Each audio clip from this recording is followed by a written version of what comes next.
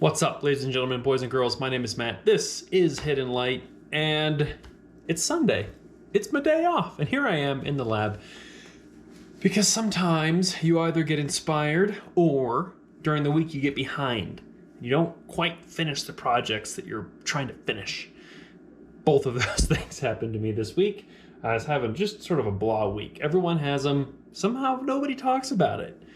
Blah week this week. Didn't get done the things that I needed to get done. So I'm here on Sunday morning, got me some cold brew that I made myself, which, pretty good. And so we talked last week about proofing for piezography, and I just wanted to do a quick touching base on how I proof for standard inkjet, i.e. Silver Gelatin. That's not necessarily a fair comparison, but it's close. Piezography is almost exactly like platinum. They feel the same, the tones are more or less the same, the contrast is the same.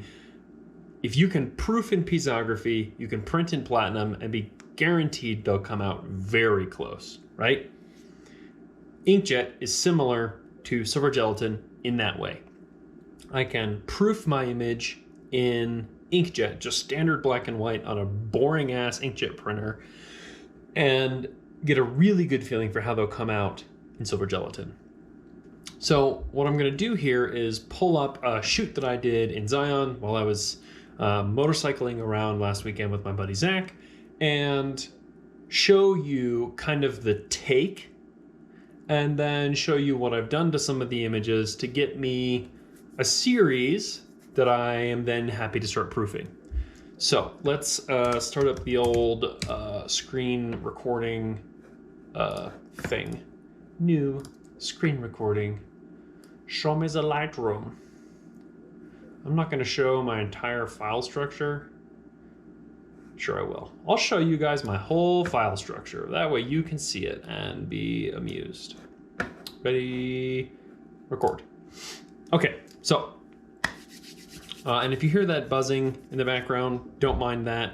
I have a new storage system that is much faster than my old one, and it's connected to my computer, and it's got a lot of spinning drives and some fans and some annoying noises. So if you can hear that, sorry. And if you can't, not sorry, I guess. Anyway, so here we are in Lightroom. I'm the kind of guy who uses filters, i.e. star ratings, to sort through my work. And this camera is right in front of the dialog box that I'm trying to look at, so just don't mind me. Let's see, we are gonna go to custom filter, and we're just gonna turn those off. So this is my full take from basically the minute that I put the battery in the camera before Kristen and I went out on a date to my whole trip in Zion, Bryce, and the North Rim. Most of what I shot is terrible, is just objectively bad. Some of what I shot was never going to be like fine art, high concept anyway. It was for me, right? For the memories, whatever. I shot these on a Sony A6500 because I knew we were going to hike the Narrows on this trip, and backpacking an 8x10 up the Narrows is not something I was prepared to do this time. Someday, I think I probably will. But that's not what this trip was about, right? So here's my full cut, and you can see where I've got a couple of star ratings in. Basically, 1 star for me is, okay, worth looking at again, right? So here's this image. I thought, okay, yeah, maybe. So here's the one that I ended up using, right? But here's a couple horizontal compositions and then a vertical. Might be worth looking at. Here's the one that's exposed properly, right? That's over. That's under enough that I can bring the shadows up and use it later. This one is like, okay, you know, there's a thing here. If Lightroom will load it. Come on, you little spinny hard drives. So much for it being a bunch faster. Good Lord. This thing's expecting to be able to take Sunday off too, and that's not the way this works. Okay, well, don't load that one. See if I care. Here's the general idea, right? Here's what I shot. I'm thinking like, okay, black and white, because obviously. And so I got sort of there, but sharper than that. And Lightroom's freaking out. I got that one. You know, you can kind of see where I'm going with some of these. So like, sure, maybe I'll keep that one. That one's a little busy. Maybe that one's okay. Maybe that one's okay. Who knows, right? So you go through, set your 1 stars. Then I'll go through the whole take again and go for 2 stars, which is something I think I might actually edit, right? Like a 1 star is, sure, I'll keep it, but 2nd star is, all right, worth actually looking at and editing. Everything I shot in Bryce is terrible, and I shouldn't have even bothered. So we're looking at basically just Zion. So here's 2 stars and higher, right? You can see a lot of these are 3 stars. That indicates that I've gone through and done a proper edit and proof. 3 stars, like, proof me. I dare you. So let's just pick one of these. This one. I just finished working on this one this morning. This was like, you ever get stuck on an image? You know, you're working on it, you're cruising through the system, you're feeling good, and then you just sort of look at one and go, there's something there, but I, for the life of me, can't figure it out. That happened with this. I came back in this morning with fresh eyes and got it to a point where I think I'm happy with it, and now I need to see it in print.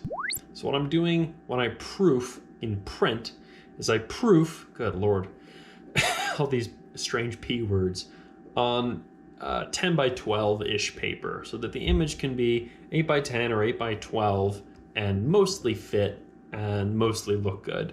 And I can get a real sense of the contrast, how gray some of this crap is going to end up turning out, because you can see my histogram, I have a near white up here and maybe in some of the sky here, but I don't really have a lot of white down here, and I want to see what this contrast in the bottom section feels like. So I mean, I don't have to do anything fancy. Like, I can turn on soft proof. We can drop into develop, turn on soft proof. There's platinum. But I can come up here and say, show me what a silver print looks like.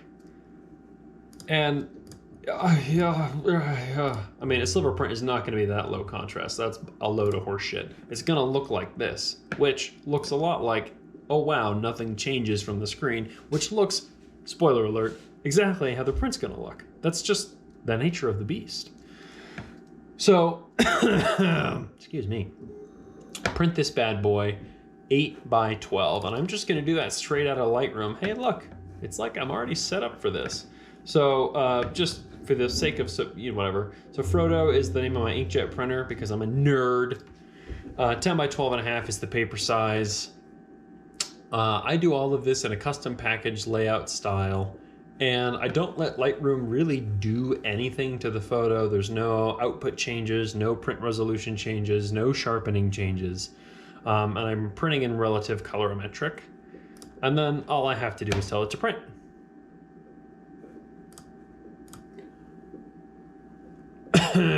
Roll paper. I'm not doing anything fancy here, right? These are quick and dirty. I want to see what the damn print looks like. So I'm going to turn this on, and then the printer is going to click and buzz and whir like a frickin', I said in the last video that an aircraft carrier taking off. Well, aircraft carriers don't take off. Jeez. But it does sound a bit like a jet getting its turbines all spun up. So we'll let it think about that for a few minutes and then see what that print looks like. Hopefully you can still hear me, because in the meantime I have some other ones that oh shit, that's the wrong image. Oh shit. Oh shit. Crap. Cancel. I don't want to print that one. I want to print this one. What is this, amateur hour? Golly gracious. Print that. Stupid. God. More coffee is part of the answer.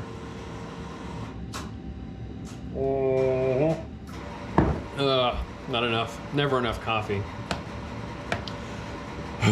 Anyway, so prints that I have that I can show you. Hopefully, I mean, this is, okay, so one, this is not Gallery Light, which is how all of my prints are designed and printed to be displayed. So if I know that I'm gonna print you something and you're gonna hang it up in the hallway outside your bathroom that only has like one light bulb 10 feet away, I will print it a stop lighter so that it still looks good in your terrible darkened environment. All of my prints are made to be displayed in proper light, which means like at least one 100-watt bulb aimed at the print right there.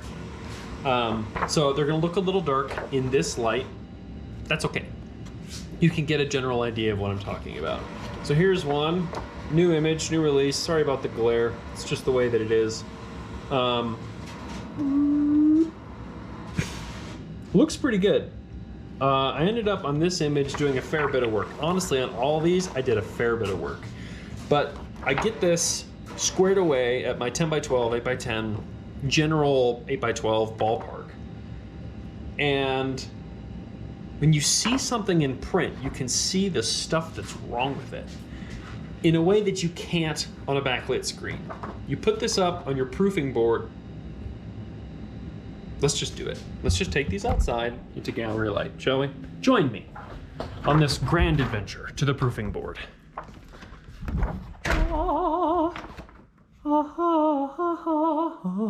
So that's a big one. That's an image that I know I'm happy with, but here's a proof in gallery light.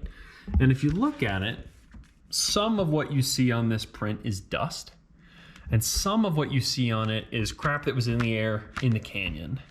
And some of it is like sensor spots and whatever else. And so what I can do is I can stand here and just chill out with the print for a minute, put it up with a couple of magnets. We'll just put one there, put one there, and you just exist with it and give it its space, see what it looks like, see what's wrong with it, see what you need to change. In this instance, I found a couple of things I wanted to change. So one, I'm like barely including this tree, right? We're so close to the edge here, and that's kind of sad. And then I wasn't paying attention really to the edges of my frame, and I included two rocks that I really don't need. Like, show the rock or don't show the rock, get it out of the way. So I went through, I made a couple of changes. I pulled down some of these highlights and some of these other rocks, and I came up with a second proof.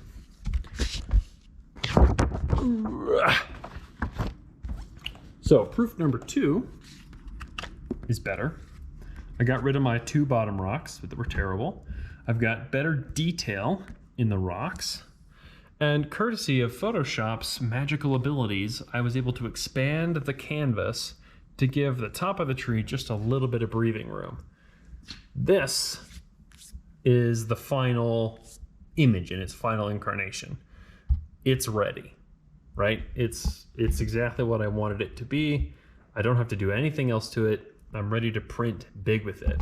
So then what I'm doing for this whole series is I'm making all these little baby proofs, and getting the images squared away so that I like them. And then I'm turning around and selling them. Because I don't need these proofs sitting around, and there are people in the world who, you know, could use a little bit of fun photography, some black and white, Zion, whatever, but they don't want to pay through the nose for one of my finished platinum prints or even the large size inkjets. So I'm turning around, I'm putting these little baby 10x12s for $40. I've already sold most of them, honestly. And then I'm doing something also. I'm putting all of these images along with a bunch of my archive, my backlog on the internet. I'm putting them up for sale at monochromegallery.com. There's a section for me. I'm the only one who's currently selling inkjets. We're kind of giving this a try, but I've got inkjets and pisography prints for sale online. And if you're interested in the platinum or the silver version, you inquire for the price because the price goes up fast. But the inkjets and the pisos I'm selling for pennies, you know, very little money. Gives you a chance to own the thing without having to get the really expensive, really nice version of the thing. You know, inkjets will last, what, 80 to 200 years, depending on how they're cared for, framed, etc.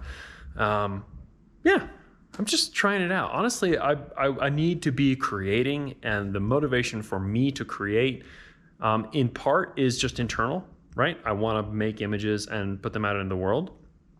And part of it is making money. That's life.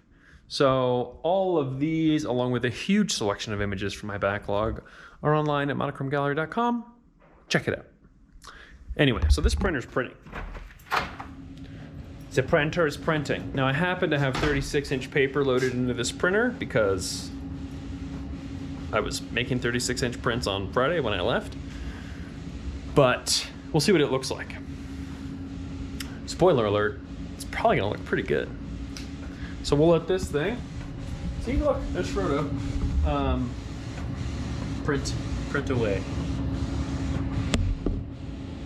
Can't really see into there. I used to have lights installed inside the printer, and then I decided I needed them for my YouTube set instead, so I just took them out. So now you can't watch the print head move. Sorry. Here, you know what? You know what? Since not everyone has one of these, there you go. iPhone to the rescue.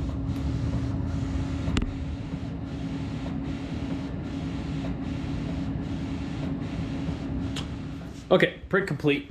So we'll take this out of our print tray and go trim it out so that we can actually see what's happening on our big fancy trimmer. Doing stuff like this one-handed, for those of you who are curious, it's really hard.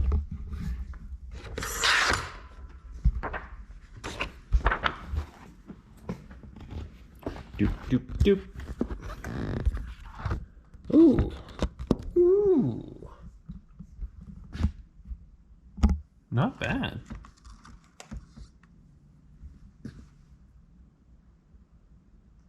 Interesting. I like this. This looks better than I thought. This looks actually perfect. This is actually not quite bright enough. I don't know if you could tell on the GoPro,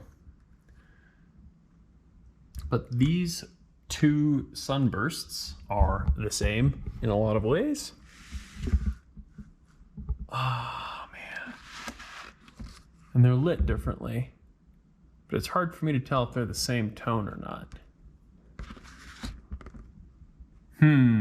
Interesting.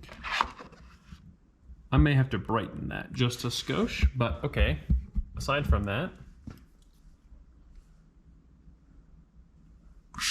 whoa. I think that's just dust. That's something that in a proper size real print that I was gonna sell, or even actually on this little baby one, I would just spot that out. I don't know, I'm into it. I think that looks really good. I may come back in and just brighten this by 10% so that we get a proper white in the middle of this sunburst and boosh, call it good. That's really all there is. You proof it to make sure you know how it looks in print. But you don't have to soft proof, really. You don't have to do a whole lot if you're just using a standard luster or glossy paper with not a lot fancy going on. You can just run it. No big deal. And then once you've printed it, you can hold it in your hands and realize that you have made a thing. You, the photographer, have made a thing. And it's in the world now. And what's the word I'm looking for? The thing that kills all the hard drives? EMP. That's coming for all of us. That's coming for all of our archives. EMP's not going to make this print go away. You know, you got to burn the building down to make this print go away. So I'm into it. I'm stoked on it. That was the last proof that I have to do from this series, actually. And so now I'm putting everything on Instagram. That's like the rest of my project. That'll take me a couple of minutes. And then everything goes up for sale. And then maybe I can start making some big ones. I did make... So you sort of saw this. I made myself this 20 by 30, which is big, but it's actually pretty accessible considering how big it is.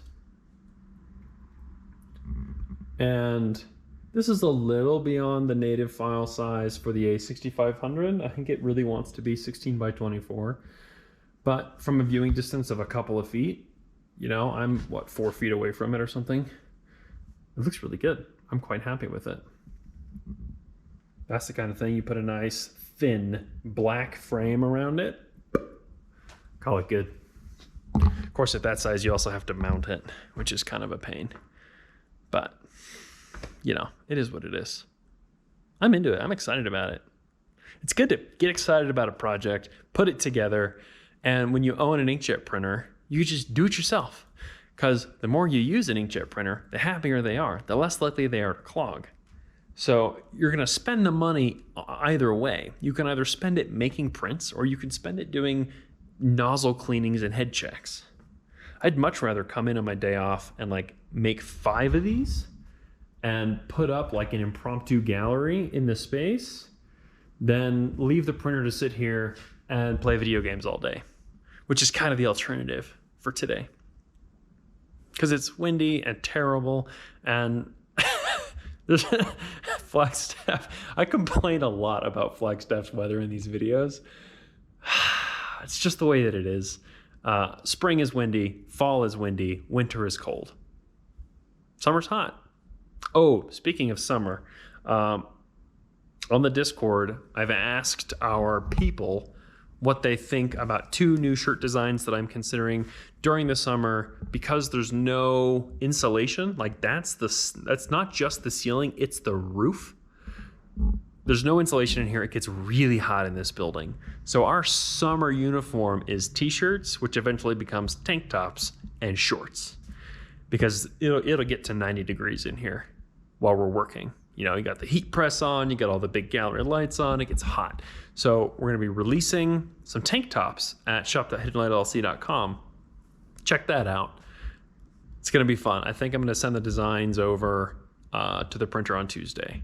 So that'll be fun. Tank tops is kind of a sassy, fun thing that's like, we could or we couldn't, you know, nobody's really gonna buy them maybe, but it's fun for us. Anyway, that's proofing and printing on Inkjet. Nothing fancy, but damn, it feels good. I highly recommend you people print for yourselves. Yeah, try it. Give it a try. See how it feels. Doesn't have to be expensive. You know, I charge $20 for an 8x10. It's a lot of money. You can get it done a lot cheaper somewhere else. Get it done wherever you can. Get it done at frickin' Bay Photo. Get it done at, well, maybe not Kinko's, but you know the idea. Anyway, we'll see you in the next one.